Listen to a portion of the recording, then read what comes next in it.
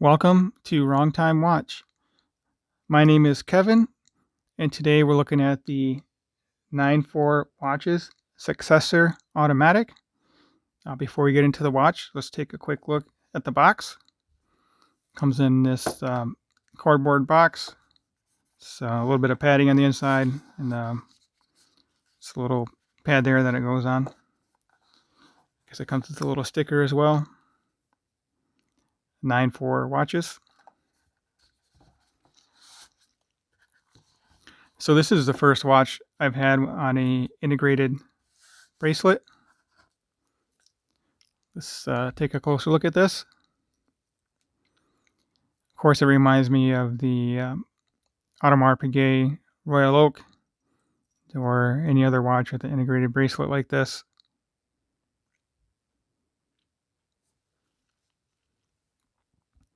So let's just take a look at the watch here. It's mostly brushed finish. There's another watch brand here in Michigan that has a similar styled watch. I believe that is Peloton, Peloton. I'll look it up and put it in the description here. So anyway, just looking at the back, it is a signed bracelet. There is a little bit of polishing on the bezel here, but it is mostly brushed.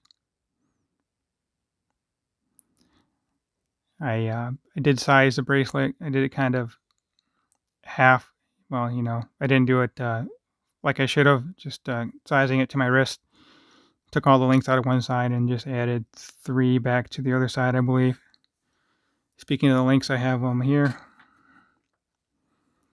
So I removed, it is just a push pin.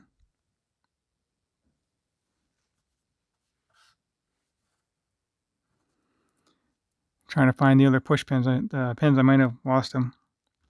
Anyway, so I took out 1, 2, 3, 4, 5, 6, 7 links. And it fits on my wrist okay. There is no micro adjust. It has a butterfly clasp, which I'll show you in a moment here. But let's finish looking at the watch.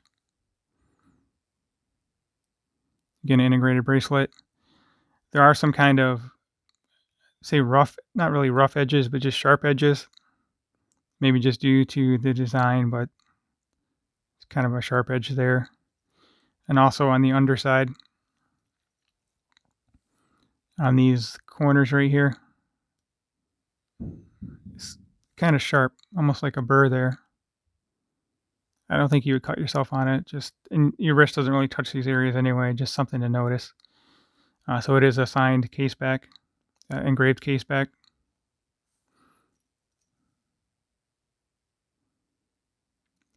"100-meter water resistant." 9/4 watches.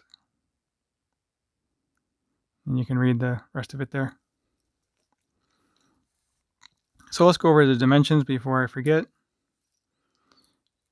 The case is 40 millimeter. That's what it says on the website, and I measured it as well. The lug to lug, that would be of the case from here to here, that is 46 millimeter.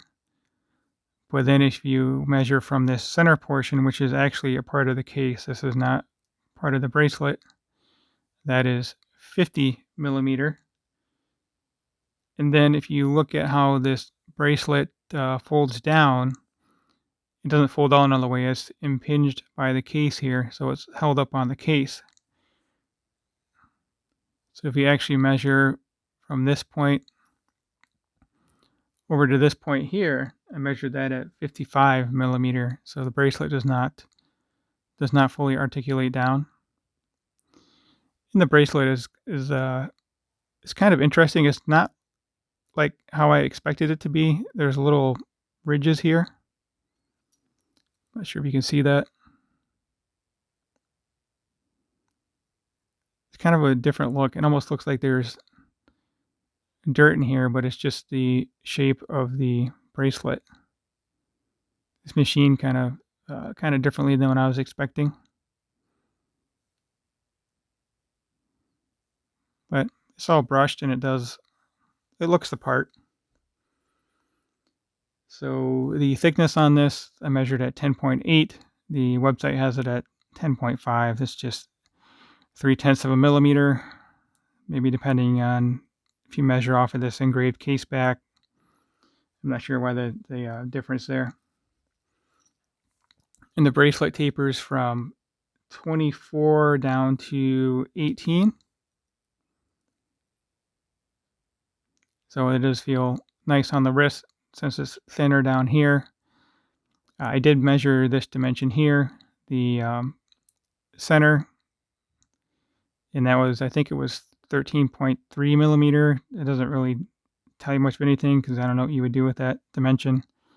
I guess if you wanted, you might be able to fit a rubber strap to this somehow if you were to cut out the middle portion. I don't know why you want to do that. Basically, you're buying this because it's an integrated bracelet. Speaking of buying this, it is $300 on their website currently. This particular model is actually sold out as the time of me recording this video. They do have some gold tone models, and I believe black dial's in stock. Also, they're coming out with a white dial. Just looking at the way this case is kind of beveled here. There's a little bit of beveling there with the sharper corner there. And actually, there's kind of little sharp edges on this bracelet too. Just those little ridges that I showed you a moment ago.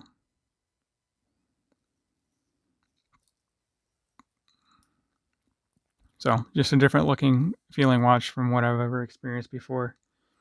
It does have the Seiko NH35 movement. It is just a push-pull crown. It is a small crown at that as well. A little bit undersized. It does have a signed crown. It just looks really small. So I'll show you against my SKX here. Kind of get you an idea of the crown size. These basically have the same movement.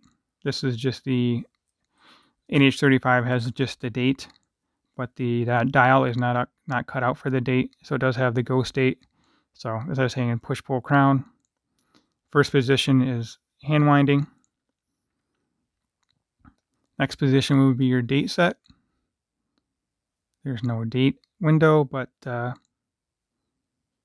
movement is made for a date, so it's just the ghost date position. And then finally, the last position is your time setting and hacking. It's hacking because the second hand has stopped there. I do feel that it's kind of a rough edge almost. I'm not sure if it's because of the way the brushing is done and also just a sharp edge there, or the angular edge. So anyway, let's put this back to 1010. It does have a sapphire crystal with AR coating, and that is a flat crystal. Speaking of the dial, I will show you the dial. It is actually blue. It looks like black here, but with my flashlight shining on here, you can see the blue color. It is a nice looking dial. I like the texture to the dial there, which they have called a plank dial. It does have applied indices and applied logo. I like that. I don't think it's really a chapter ring, but just the inside of the bezel, but I like that it's polished. Just goes straight down to give the dial a larger look. You can see reflections of the dial indices on that chapter ring. So even though it does have a push-pull crown, it is 100 meter water resistant. And it has C3 Lume, which I'll show off towards the end of the video. Now let's get this on wrist. And if you have not subscribed to the channel, I would appreciate it if you could. Leave a comment, like the video. Speaking of liking things, I don't like butterfly clasp. I'd just rather have a bracelet with micro adjust, or a clasp with micro adjust. But this seems to do the job. These links, I mean, they're small enough you can get a fairly good fit. It's just not the same thing as having some micro adjust. Get about 2 micro adjusts per one link there. If you go off this SKX El Cheapo clasp and bracelet. So let's get this on wrist. I have a 6.5 inch wrist with a 52 millimeter wristband, and I feel that with the lug to lug of the center and also the bracelet not articulating, I think this watch overall is just too big for my wrist. But if you like it, you can wear it. There's no rules to what size watches you can wear, just based on your personal preference. And my preference is, my feeling is that this is a little bit too big for my wrist. Not used to seeing a straight across case like that. Maybe that's part of the issue of it looking too big on my wrist. I guess this part not articulating down, it shouldn't be really, well, it is kind of a big deal from this angle. You can see that it overhangs my wrist there. If I put my hand down. Sorry, kind of a weird angle here. So let me know what you think of this watch. I will be selling this watch. If you are interested in buying it, just send me an email or leave a comment. We can get in touch.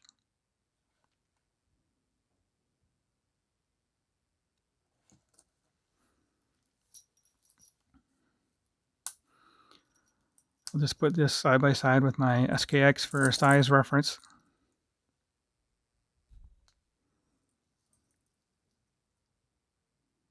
The bezel is fairly thick, so the dial doesn't look all that overpowering, such as on my Stova Marine Original or similar watch like that, where it's just all dial. So the SKX is 42 diameter, and lug to lug on this is 46. Actually, these should have the same lug to lug.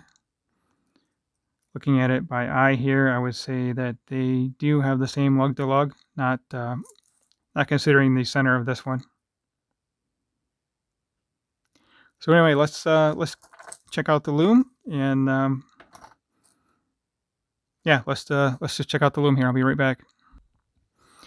All right, so on the left we have the 9/4 watches Successor, and on the right is my SKX 009, which I didn't wind up, so it's just sitting there motionless.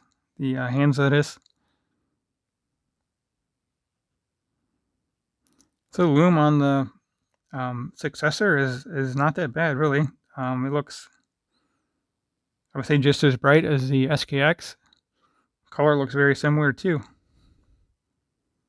So that is a nice surprise on this Successor, the $300 watch.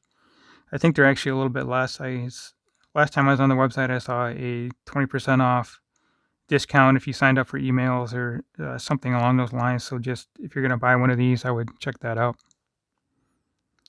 All right, as always, thank you for watching, and I'll catch you on the next video.